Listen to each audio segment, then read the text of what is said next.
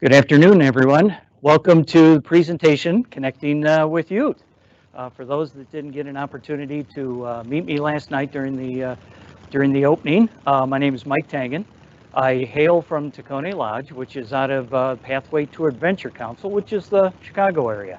My section is C7. I've been an advisor in the Order of the Arrow, I've been a leader in scouting as well as the Order of the Arrow, probably since around 1997, since my son joined the Cub Scouts.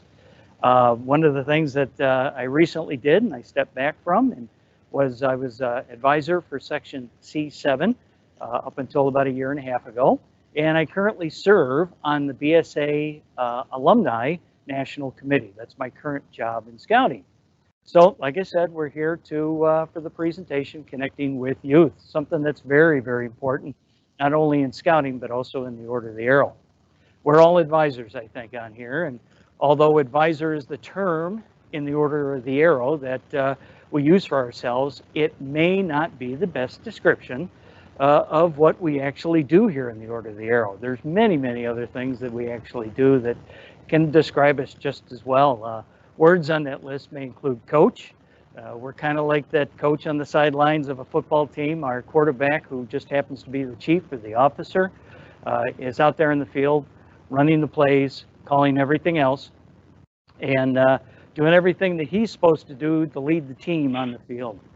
We're a teacher. That's one of the biggest things that since we get youth that are brand new to the position that they happen to be serving in, sometimes we serve as a teacher, as an advisor. We have to teach that youth the program. They may be brand new. They don't know anything about the job that they're taking on, whether it's at the chapter level or the lodge level or even a conclave committee. They're brand new to it. So we have to be a teacher. We're an advocate. We're an ally. We back our chief, our officer, our chairman 100%. We're always behind them and communicating with them. But most importantly, and one of the biggest things I think we are, is we're a mentor for the youth that we're serving. Now, mentor is an interesting word to focus on because it implies a two-way relationship between yourself and the youth that you're serving. It's a two-way relationship of learning, communicating, as well as understanding. And when you boil it down, this is the ideal relationship for our growing leaders, not only in the scouting program, but also in the Order of the Arrow. So we're advisors. So what is our role of the advisor? What do we do? I looked it up on Google last week to see what the definition of an advisor is, when we looked that up. So an advisor, according to Google, is a person who gives advice in a particular field. And that's us to a T. We give advice on what we know best in this program, and that's the Order of the Arrow. That's why we're advisors. So we give advice on the particular position that we're advising on, whether it's a brotherhood chair or a conclave committee. We're giving advice on that field that we know so much about. So in the Order of the Arrow, what is an advisor? What are we meant to do? What does it boil down to? What are we actually meant to do? When you look at it, honestly, the name says it all. We, as advisors, are meant to do just that. We advise. We give meaningful and helpful advice on the particular field that we're currently working with that youth on, whether it's to a chief, an officer, a conclave chairman, a chapter chairman, it doesn't matter. We're giving meaningful and helpful advice to the youth that we're serving at that time. However, that's not all of it. That's the bare minimum that we should be doing. It's more than just advising. It's not our job to do the actual work, and I think each and every one of you know that and understand that out there. That's the chief's job. That's the officer's job, to do the planning, to do the work. They're driving the bus, so let them do it. Our job, we do have work. Our job is a little bit different. We do many different things. We wear many different hats, I guess, in a sense. But one of the main things that we do is we serve as a positive role model for the youth that we're currently serving in the program. We live by the Scout Oath and Law, as well as the obligation for the Order of the Arrow. So we serve as that positive role model in hopes that the youth that we're serving do the very same thing with the youth that they're serving and that they're working with, and the adults as well that they may be working with. We set the example of core values. Again, we live by the Scout Oath and Law. We are the part of the advisor. We look it, we play it, we communicate it.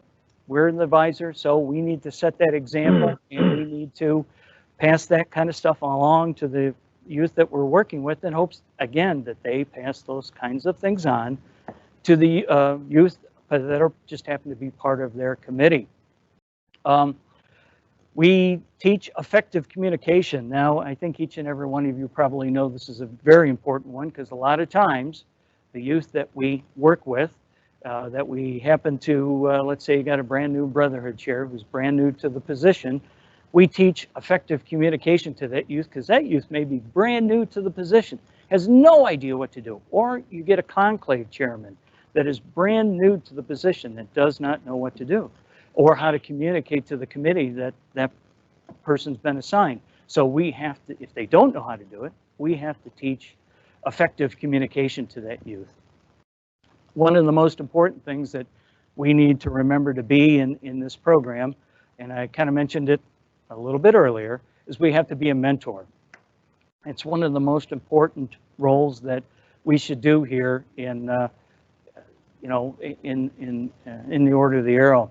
We mentor through listening, and I think that's very important. Again, that's probably one of the most important ones. It's truly a positive experience when you listen to that chief, and you listen to that officer, or listen to that chairman that you happen to be working with. It's very important that we do that.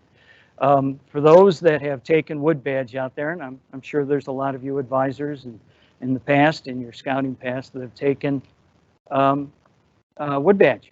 One of the greatest presentations that I remember, because I'm a past course director, one of the greatest presentations that I remember was a patrol presentation. It was called Listening to Learn. It was a situation, we were put in situations where there were two youth that we had to listen to, and at the end of that presentation we had to make an assessment on the situation and talk about it with the youth there afterwards. So it's very, very key as advisors in the Order of the Arrow that we become excellent listeners. It's very, very important. So I've been pretty blessed in this program to have had some advisors that have been positive impacts while I was coming up in the scouting program. As I had mentioned, that back in 1997, my son joined Cub Scouts, and of course, like any good dad, you follow behind, and I was a scout as a youth. I was in Nanticoke Lodge as a youth, so I was part of the Order of the Arrow, but I followed my son into Boy Scouting and soon became back active in the Order of the Arrow again. I got myself signed back up with our lodge, and decided I'd like to get back and help in some way, shape, or form when it came to the Order of the Arrow. So I started off at the chapter level and became an associate chapter for a really active chapter within our lodge. Eventually, like many good advisors out there, I got, in a sense, dragged into the lodge, which was an awesome experience, and became very, very active thereafter. Our lodge was going through some turmoil while I was a chapter advisor. We were going through times that weren't necessarily the best for our youth, or maybe the best for our adults out there. So they had brought in a new lodge advisor as well as a new associate lodge advisor into the program. And their names were Bob Carlson and Lenny Wade. When I look back and I think about these two guys that, I mentioned coach and teacher and advocate and ally and a mentor. Those two guys, those two gentlemen, were absolute perfect examples in every way, shape, or form when it came to being an advisor. I didn't really know much about being an advisor in the Order of the Arrow till I started hanging with those guys and using them as positive examples. And let's take Bob Carlson, for instance. Bob was the lodge advisor, and Bob was a terrific, let's let the youth drive the bus. It's their job. I'm here to advise. He was a fantastic coach. He was a fantastic teacher. He was an advocate. He backed the chief. He backed the committee chairs. He backed everybody and set that positive example with us as advisors that were working with the lodge at that time. And I was a brotherhood chair or a brotherhood advisor at that time. Lenny Wade was the other gentleman. He was the associate advisor. The youth gave him a name, Yoda, only because, not that he looked like Yoda, because he certainly didn't look like Yoda, but Lenny was Yoda in every sense of the word. Lenny was the guy that listened. He was a fantastic listener. I never have met an advisor previous before that who listened to the youth as well as Lenny did. Lenny was an ultimate listener, and then he would speak afterwards. 2006 NOAC experience that we had, Lenny sat all the youth down, and we got in a huddle, and we just took one knee, and Lenny gave this impassioned speech after the youth had spoken, and it was fantastic. And I said, oh my gosh, you know, these guys are fantastic. I want to do everything that these guys are doing when it comes to examples. You know, as an advisor in the Order of the Arrow, I've had many examples in the past. Those guys aren't the only two.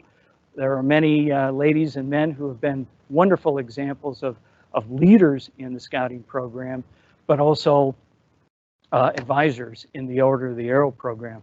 I hope that each and every one of you have examples like that that you can look back onto and use them as examples and take the best of the best and be good advisors from their examples, because I certainly try to do it, and I'm still learning as we're going along here today. So let's talk a little bit about communication. Open communication is key to any mentoring relationship that you may have with your chief, your officer, or your chairman. It's very, very important. I can't begin to tell you that that having effective communication with your chief, with your officer, or with your chairman, it's key to any relationship that you may have. It's the groundwork thing. It's the thing that you kind of have to do it's the very first thing. It's the first thing you have to do right off the bat. So continued open and honest dialogue is certainly the key to laying positive groundwork for any type of communication relationship that you're going to have with the youth that you're serving. You know, it's always good to encourage those youth to you know, improve themselves, have that good communication skill, and encourage them to have good communication skills as well. It's always a good thing to encourage them and let them know how they're doing as well. That's part of the communication portal. Make sure that you're letting them know how they're doing. Be positive about how they're doing. Hey, Jimmy, you know, great fellowship last weekend. You did a great job. Awesome. You know, yeah, there were some things that we got to work on. That's okay. Don't worry about it. We'll work on them down the road. But always encourage them. Make them feel that they've done an excellent job. Even though it wasn't stellar, even though it wasn't 100%, that's totally okay. This is a learning process for the youth. So always encourage them on how they're doing. So it's very important that you do that. All of us, at one time or another, have had youth that we've had issues communicating with. So we need to understand that the communication between the advisor and youth can be difficult at times. And I think each and every one of you out there could probably come back with one or two stories that you had difficulty communicating with the youth. And that's totally understandable. I think each and every one of us has done that. I know I certainly have, where there are times where you try to contact the youth and it's been impossible, or try to sit the youth down and talk with them and work with them on, you know, improving some things or maybe considering some things. So I understand that, and if you help lay the groundwork for positive and constructive communication right off the bat when you first meet that youth, I think that goes a long, long way in laying down some really good communication groundwork. Right off the bat, that should be one of the first things that you're kind of talking about with the youth. Hey, you know, communication is going to be key for you and I to have a good relationship as advisor or chairman or advisor and chief. So lay that positive groundwork. Try to work with that youth when it comes to, if you're having difficulty working with that youth when it comes to communication. Make sure that you lay that positive groundwork, work on it. It's not a one-all thing. You may have to spend the entire term of that officer, youth, or chairman working on that communication. But that's okay. You're helping teach. We talked about teacher earlier, so you're helping teach that youth good communication. So don't give up. Keep working on it. When you're communicating with the youth, it's always good, and I think this goes with any conversation, whether it's with an adult or youth, always don't just jump right into the meat of the conversation, okay? If it's an order of the arrow conversation, just don't jump right into the meat of the conversation. Have a general discussion, have a general communication first. You know, get to know what's happening with the youth. You know, hey, how's school? How's the job? How's the new car?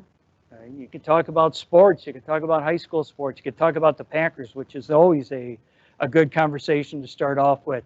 How those Packers doing? Great. Oh, man, I'm really sorry to hear about the Bears. But how about those Packers? But have that good communication. You know, start that conversation off. Make it easy, laid back. It's a great way to start the conversation off. It really is. It gets you comfortable. It gets them comfortable. And I think that's very, very important when it comes to communication with your youth. And you're going to be doing that a lot. So, you know, if you speak to your youth on a weekly basis or a bi-weekly basis or every other week, make sure that you always start it off with a general conversation and be lighthearted and maybe joke around a little bit and throw a joke or two in there, you know, throw a old dad joke in or something or an old mom joke in there. They'll love it. May help break the ice. So as I talked about earlier with communication, you want to lay out that groundwork right at the beginning. Lay out positive groundwork with communication. Let that youth know that the best way for you and them to be successful is teamwork. That's how we're going to make this thing work. We're going to be successful with teamwork, and we'll be successful with teamwork and hang on. There we go. We'll be successful with teamwork and you and I working together, because we're going to be doing this for a whole year probably. So let's work together on this. Let's lay that positive groundwork with communication right off the bat and take it from there. This next one, this isn't a bad one. So I know a lot of times that when you hear the word expectations, this is what I expect from you. This is not a bad one. This is a positive one, and I want everybody to remember that. It's very, very important for us as advisors, especially if we have a youth who's brand new into a position. You know, especially if you're working with a conclave chairman for the first time and how important that job is, or a brotherhood chairman for the first time, or some type of chapter chief, and they're brand new into the position. It's okay to lay out expectations, especially about the position that they're taking on, because it's very, very important for a conclave chairman or for a brotherhood chairman to understand that the position that they're taking on, you've got to do this for a fellowship. You've got to do this for a fellowship. You've got to recruit beforehand. You got to be prepared. It's okay. Those are good expectations that it's only fair to let the youth know about what the position they're taking on. If we don't, it's not the best thing in the world. So make sure that you lay out those expectations beforehand. What's more important is that you ask that youth that you're working with, what do you expect from me? What do you wish for my role to be as your advisor for this year? What would you like me to do for you? How do you want to communicate? What do you want me to do to help you out? I can't do the job for you. That's your job. Your job's to drive the bus. But what would you like me, what do you wish for my role to be when working with you? Again, I mentioned at the very beginning, it's a two-way relationship that we talked about at the beginning of a mentor. It's a two-way relationship with expectations. And I think that also helps make the youth comfortable by laying those kinds of things out at the very beginning. Feedback. Again, hate to use another wood badge analogy, and I apologize. But feedback, it's a gift. It always is. Asking what you could do better to help that officer or that chairman or that chief that you're working with allows not only you to improve, but it allows them to open up a bit, okay? It allows them to think critically and allows you to think critically as well. So, and that's what we want these youth to do. We want them to think critically. We want them to be able to drive that bus. We want them to make decisions. And by offering positive feedback, constructive feedback is always a good thing for you to do with the youth that you're serving. So always make sure that you're getting feedback from them and you're giving feedback to them as well. Again, be positive and be constructive on your feedback. It's very, very important. Because if we harp on those youth all the time, it's unfair to them and it's unfair to you. So don't do that. So this next one is a big one. You know, I'm going to use an old advisor story here. Back in my day, we only had 3 ways of communicating when I first became an advisor in the Order of the Arrow. That was phone calls, in-person meetings, and emails, which were kind of in their infancy at that time. Now, we have just about everything under the sun to communicate. We've got text messages, we've got emails, we've got Slack, we got Instagram, we got Facebook, we got Snapchat. We got a plethora of things in that communications toolbox, and that's good. Okay, that's a good thing. It's not a bad thing. Don't misunderstand me here. So, what works better for you folks in this instant? Well, you know, I think it's very important, like I just said, that there's lots of communication tools in that communication toolbox. Use them all.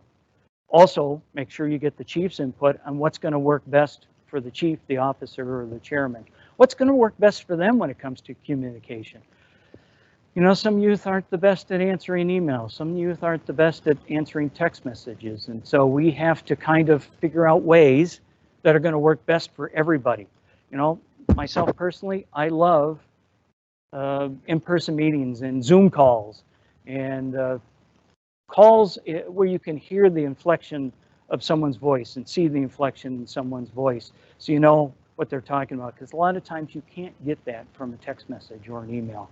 So my take on it is use it all. Use everything that you can to make this a positive experience for not only youth as well as for your youth that you're serving, as well as yourself. Use every tool in that communication toolbox, whether it's in-person meetings, text message, emails, Instagram, Snapchat, Slack, Zoom, everything. Use it all.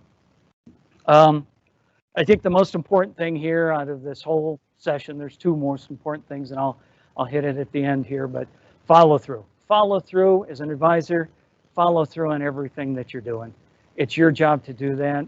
It sets a good example with that youth with follow through. If you follow through, heck, they're going to follow through right behind you with the youth that they're serving and the adults that they're serving. They're setting a good example.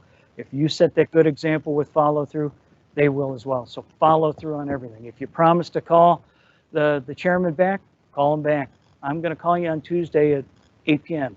Is that cool with you? Yeah, that's cool with me. Make sure that you call and follow through. That's very important. Follow through is always important. And lastly, on communication, remember that everything that we do here, we have to abide by the guide to safe scouting as well as youth protection. It's very important in this day and age, and with everything that's going with the new policy changes and everything else, that we abide with any type of communication, any type of relationship that we have with a chief, a chairman, or an officer. Doesn't matter. We have to abide by the guide to safe scouting as well as youth protection. It's very, very important that we do that. If you're not sure about anything, stop, look it up on the guide to safe scouting or under youth protection, and make sure that you're checking that before you do it. There's lots of things that we have to do in this day and age that we have to, watch out for everything. So, so again, guide to safe scouting and youth protection. It's very important. So make sure that not only yourselves, but every advisor that you work with is abiding by that as well. So whether it's at the chapter, the lodge, or even the section level, abide by that, okay? So at this point in time, we're going to do a breakout here. So this is going to be an opportunity for you folks to break out 2 sessions. Each of your sessions will have a monitor. Now that monitor is going to have a set of 3 questions or so, and they're going to ask you those questions, and feel free to respond back to them. Again, we've got 15 minutes here, so when you give your answers, please try to keep it short and sweet, and give the chance to everybody to answer. It's going to be on social media communications and on best practices and methods of communication as well. The monitors out there, I ask that you take notes, because I'm going to do my very best after this presentation, because there's so many different and unique ways to communicate with our youth nowadays. I'm going to try to compile all those notes and make sure I get those that information back to all who are on this presentation today. I'm going to do my very best to compile. So monitors, please take notes and pass those on to me when you're done. For those that are not going to be, that are viewing this generally, you'll have an opportunity. I'll be your monitor. You'll have an opportunity to type in some questions, to ask me a question or 2 as well. I'll throw those questions out to you, and you can type your answers to me. Okay, at this time, we're going to break out. We'll take 15 minutes. Everybody, make sure you please come back in 15 minutes.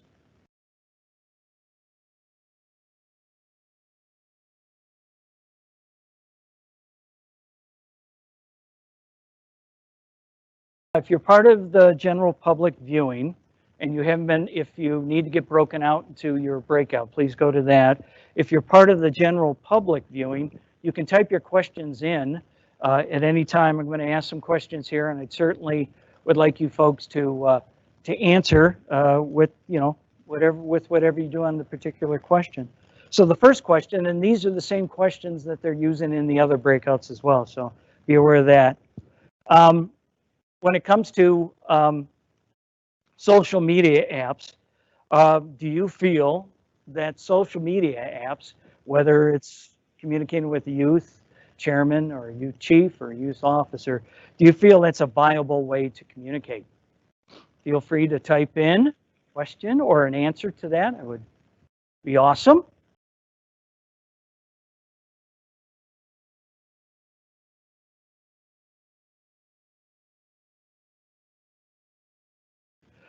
So, when it comes to social media apps, and I kind of covered it in the presentation, they are a viable way of communicating with the youth that we're serving. Believe me, I'm not a tech savvy guy when it comes to the guys here this weekend have found that out, by the way. I am not a tech savvy guy when it comes to apps and computers. I can barely turn a computer on, but I have found that social media apps are a viable tool when communicating with the youth. Things like Instagram and Slack. Slack's a big one now. All the lodges are using it. The sections are using it. Instagram and Slack and even Messenger, Facebook Messenger, are very viable ways, but they are not the only ways to communicate with the youth that you're serving. Again, don't forget that in person, and I know it's tough nowadays with COVID, so I totally understand that, but you can do in person, I guess, in a sense with Zoom calls. It kind of serves the same, but again, those are for myself, and I'm not sure about you folks, but for myself, to me, seeing that face and working with that youth and listening, being able to listen with that youth and see those inflections, as I mentioned before, is so very important when communicating with the youth. So are they viable? Yes, they are viable. Are they the end all? Should we be just using social media apps only to communicate with our youth? Absolutely not. I think it's prudent and viable on your end to use every single tool in that communication toolbox, and there's a ton nowadays. So make sure that you're using those. Another question here, and I'll throw it out. And again, feel free to type in your answer. I'll be more than happy to, or if you have a question, we can do that too. So for officer communications or chairman communications or chief communications, what are your preferred methods for communicating? What do you feel works best? What is most successful for you when it comes to communicating with the youth that you're serving? Feel free to type anything in.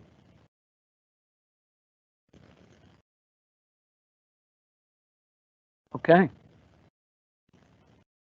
Well, I can tell you that most of the preferred methods that I personally have run into, it depends on the youth that we're serving, because so many of our youth are so dependent on social media apps and text messages and emails. It's hard to get kids to read emails nowadays sometimes. So personally, my preferred method, and I think I mentioned it a couple times already, is like a Zoom call or an in-person meeting, sitting down for a meal. Now, obviously, we can't do that in person and sitting down for a meal right now. It's impossible, but a Zoom call kind of serves the same purpose. You've got a captured audience there with your youth. So I find that to be the most successful for me, and that hopefully that that's successful for you as well. Another thing is, and do you adjust your style if you run into a youth who isn't necessarily communicating very well and isn't doing the best job of communicating? You've laid that groundwork that we talked about earlier about communicating, and it's still not going very well. You've worked with the youth, so do you adjust your style when it comes to communicating with that youth? Do you say, okay, geez, Slack's not working, Instagram's not working, maybe I should try text messages, maybe I should try a Zoom call. Try, if one thing is not working, do not be afraid. Don't give up. That's the best thing to do, because remember, I told you, this could be a whole year-long position that you're working with this youth on, so don't give up. Adjust your style that might fit better with the youth. That's very important. We have to be flexible. I think in 2013, I served on Summit Corps, not Summit Corps, I apologize, on Order of the Arrow Day of Service at National Jamboree. It's a great job. And the first thing they told us, Semper Gumby, on day one, as part of Service Corps there, they said Semper Gumby, and we're like, what? And always be flexible is Semper Gumby. And we had to be, because things changed on a daily basis when it came to National Jamboree. If you worked at a National Jamboree, you totally understand. But with an advisor, you have to be Semper Gumby. Always be flexible, especially when it comes to communication. Always be flexible with communicating with that youth. So I'm going to throw another question out there.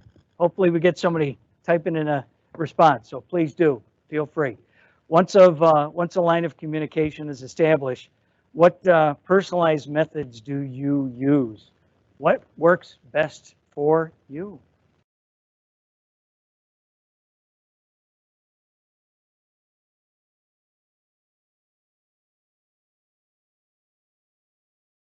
I know what's effective for me. I tell you, once that line of communication has been established for me, I think it's we personalize it with a phone call or a Zoom call, or like I think I mentioned before that those. Oh, we got some questions here. All right, something that somebody chimed in. Thank you, whoever did that. God bless you. Love you. Something that works best for both of us, I think text message or email is best for outside of team communications, and Slack or Teams is best for team communications. I could not agree with that more. That's very, very true. Again, that's adapting to what's going on at that time. Slack is great for a group setting, whereas maybe a text message or a phone call works best for a one-on-one kind of personal relationship. Here's another one. Thank you, Colin. I think that phone calls have been best for him recently. I've had a lot of drive time for my job, and my youth doesn't like to do emails as much. Yeah.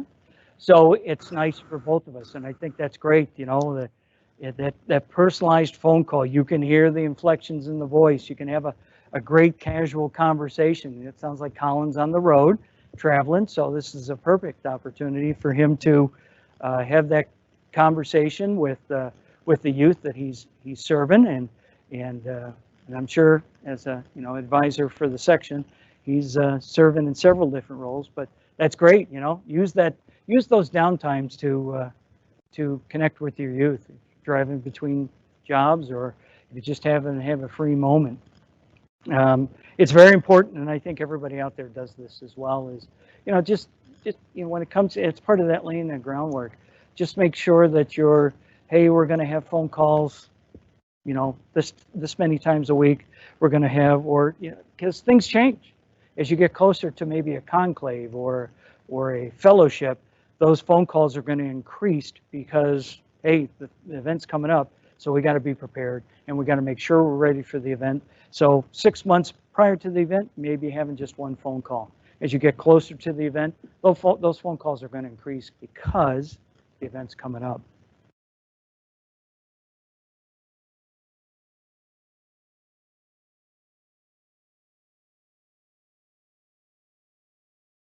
Everybody takes advantage of the communications that we've been talking about today. It honestly, it's such a gamut of things and ways that you can communicate nowadays. So just make sure that we're still in the breakout here. Make sure that you're using everything that's in that toolbox, please. It's so very important that laying that positive groundwork and working with those youth is such an important thing. And I've like many of you out there, I've worked with a lot of youth, had that opportunity. It's a blessing. So please make sure that you're using that, using everything that you're given, and tools in the toolbox, and communicate on a positive note.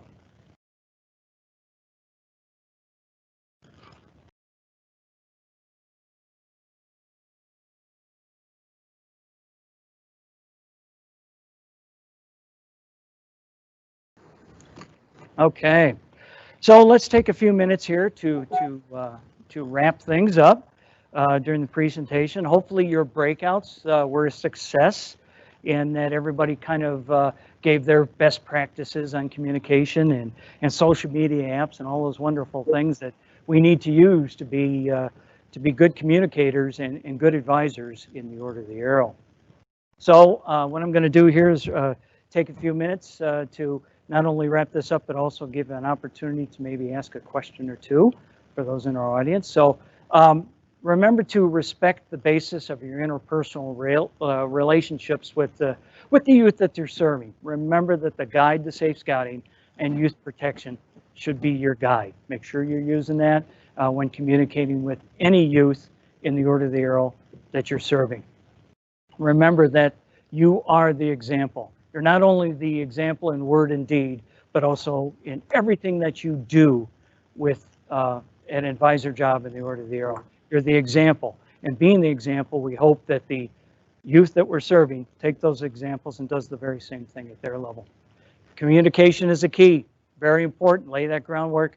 Strive to have good communications with your youth and work at it. Don't give up on it. Prepare for those multiple roles that you're going to be serving in. Whether it's an advisor, a coach, a teacher, a mentor, a listener, an advocate, an ally. Remember that you're Kitchkanet. When it comes to being an advisor, you are Kitchkanet. You're a guide.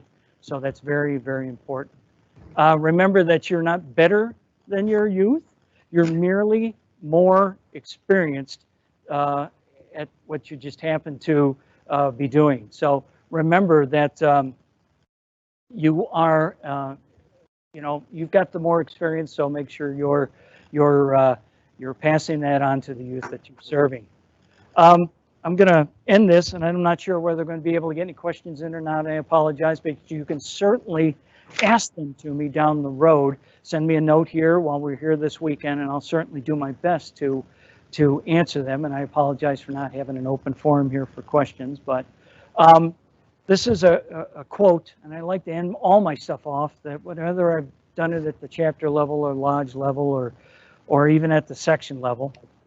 It's a quote I learned back in 2004. And R.D. Duncan was the Central Region Chair at that time.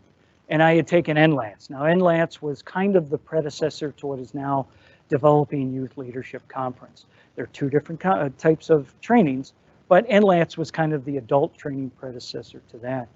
And R.D., big man. He was a big heart, great guy, wonderful man. And he was leading the final presentation that was part of our NLATS program. And he used this quote, and it goes as follows. It's by Plutarch, who's an ancient philosopher. The mind is not a vessel to be filled, but a fire to be lighted.